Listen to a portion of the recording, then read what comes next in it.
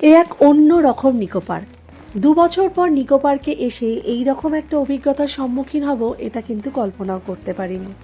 এর আগে যখনই এই নিকো পার্কে এসেছিলাম এরকম কোনো অভিজ্ঞতার সম্মুখীন হইনি। কী ঘটেছিল সেটা জানতে গেলে পুরো ভিডিওটা দেখতে হবে, এবং তোমরা কেউ এই রকম কোনো অভিজ্ঞতার সম্মুখীন হয়েছো কিনা সেটা অবশ্যই কমেন্ট করে জানিও। ৫০০ টাকার টিকিট কেটে নিকো পার্কে তো ঢুকে পড়লাম, আর এই ৫০০ টাকার টিকিটের সাথে ছিল ১৫টা রাইডস ফ্রি। যে রাইডসগুলো ফ্রি ছিল সেই রাইডসের সামনে ছিল বীভৎস ভিড়। তো কি হয়েছে, রাইডস চড়বো প্রত্যেকটাই ঠিক করেই এসেছিলাম, তার জন্য লাইনে দাঁড়াতে হলে তাও হবে। আধ ঘন্টার ওপরে লাইনে দাঁড়িয়ে জায়গা পেলাম অবশেষে এবং উঠে পড়লাম। আর যখন উঠে পড়লাম তখন মনে হলো একদম নিজের ছোটোবেলায় ফিরে গেছি। ছেলে যখন ছোট ছিল তখন ছেলেকে সঙ্গে নিয়ে এই রাইডসটাতে উঠেছিলাম। এখন ছেলে বড় হয়ে গেছে, ও আলাদা আমি আলাদা, কিন্তু মজা কিন্তু একই রকম ছিল। আর এই নিকো পার্কটা ভীষণ সুন্দর করে সাজিয়েছিল ক্রিসমাস উপলক্ষে। সেই জায়গাটা এত ভালো লাগছিল যে কি বলবো। তারপরে তোমাদেরকে দেখাই এই রাইডসটা। এই রাইডসটাতে চড়বার আগেও ইচ্ছা ছিল, কিন্তু ভয়ে কোনোবারই চড়তে পারিনি, কারণ হাইটসের ফোবিয়া রয়েছে। সেই জন্য এবারেও চড়তে পারলাম না। তো কি হয়েছে, আমার হাজব্যান্ড দেওররা ওরা খুব মজা করে এই রাইডসটা চড়েছে।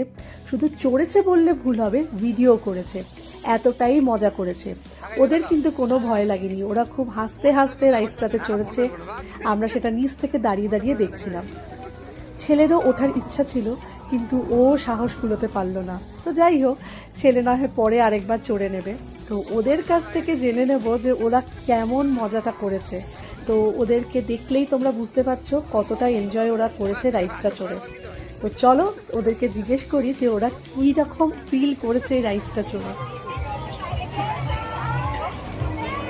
এবার তো মনে হচ্ছে গেলে ভালো। কেমন এক্সপেরিয়েন্স প্রথমবারই একটু লাগলো না? মজা ভালো লাগছিল। উপরে যখন ঘুরছিল নামার সময় হালকা কিছু ভয় নাই, তো বললাম চাপ মজা থাকে। ছেলের একটু মন খারাপ হয়ে গেল, ভাবলো রাইডসটাতে চড়তে পারলেই ভালো হতো। তো যাই হোক, রাইডস চড়ার পর আমরা সবাই একটু আইসক্রিম ব্রেক নিয়ে নিলাম। এরপরে আমরা চলে গেলাম নেক্সট রাইডে। এই নেক্সট রাইডসটা কিন্তু বেশ ভয়ের ছিল এবং মজারও ছিল। কীরকম ফিল হয়েছিল সেটা তো আমাদের এক্সপ্রেশনস দেখলেই তোমরা বুঝতে পারবে। ছোটোবেলায় যখন বাবার সাথে এই রাইডসটাতে চড়েছিলাম তখন একই রকম অনুভূতি হয়েছিল। প্রথমেই বলে দিয়েছিলাম রাইডসটা থামাও, আর পারছি না, এতটাই ভয় লাগছিল। ছেলেরও ঠিক একই অবস্থা হয়েছে, কিন্তু রাইডসটা খুবই মজার, মানে না উঠলে এই ফিলটা বোঝানো যাবে না। আমরা তো বেশ সকলে মিলে এনজয় করে রাইডসটা চড়ছিলাম, আর পুরো ছোটোবেলাটাকে ফিরে পাচ্ছিলাম এই রাইডসের মাধ্যমে। আমার তো খুবই ভালো লেগেছে। আর নিকো পার্কের এই টয় ট্রেন করে পুরো নিকো পার্কটা ঘোরার মজাই আলাদা। সেটা আমরা ছোট থেকে বড় সবাই খুব এনজয় করে থাকি। এই টয় ট্রেনটা তো চড়তেই হবে। তারপরে সামনে বাস্কেটবলের এই গেমটা দেখে আমার ছেলে তো দাঁড়িয়ে গেল। যদিও এই গেমটা জিততে পারেনি, এই গেমটাতে নাকি জিতলে এইরকম একটা করে সফট টয়েস দেওয়া হয়। তারপরে চলে গেলাম আরেকটা রাইডসে। এই রাইডসটা নিজেকেই চালাতে হবে, কিন্তু মানে এতটাই ভয়ের ছিল যে আমার এক্সপ্রেশনস দেখেই তোমরা বুঝতে পারবে। একবার দেখে নাও আমি কি করেছি এই রাইডসটা চড়বার সময়।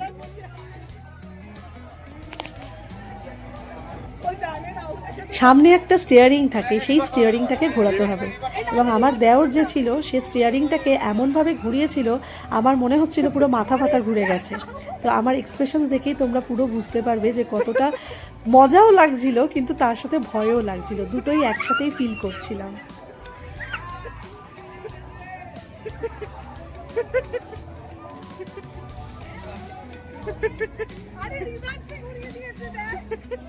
নিজেরা একা একা এলে বোধহয় এই মজাটা পাওয়া যায় না, যেটা পরিবারের সকলের সাথে এলে যে মজাটা পাওয়া যায়।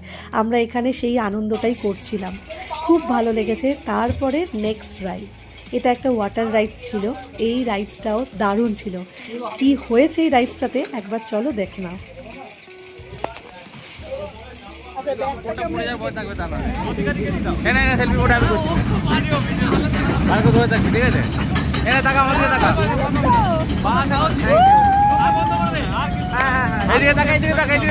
আমার ক্যামেরার দিকে তাকা। এবার বন্ধ করো, এবার বন্ধ করো, এবার বন্ধ করো। এই দেখ না তুই, কিনতে হবে না।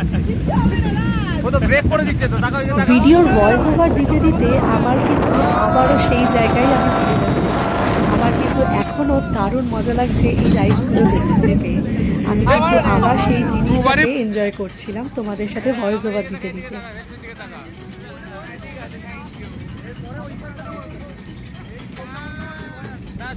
ছেলে একটু প্রথমে ভয় পেয়েছিল, কিন্তু তারপরে লাস্ট রাউন্ডটাতে ওর ভয়টা কেটে গিয়েছিল। তো সব মিলিয়ে দারুণ দারুণ একটা অনুভূতি, খুব সুন্দর সময় কাটিয়েছি।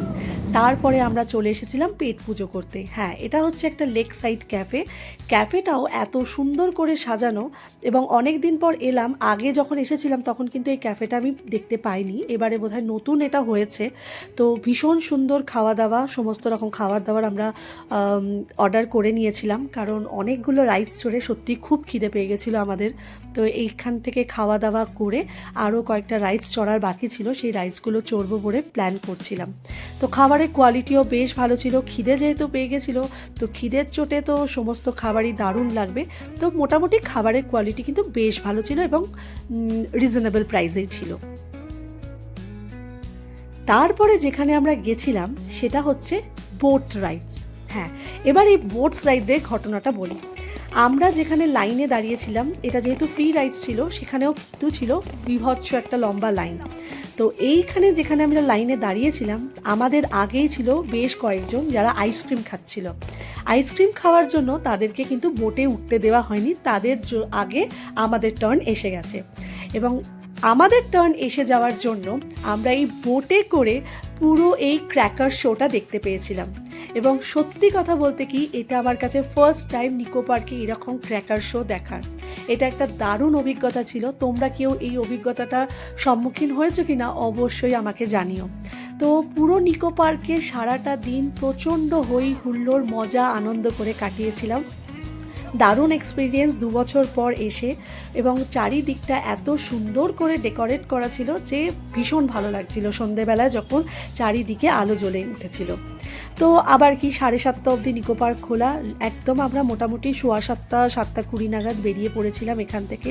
সারাটা দিন হই হুল্লোড় করে কাটিয়েছি, সবাই এখানে টাটা করে দিচ্ছি, দারুণ মজা। এবং লাস্টে তোমাদেরকে দেখিয়ে দিই কি সুন্দর করে সাজানো হয়েছে।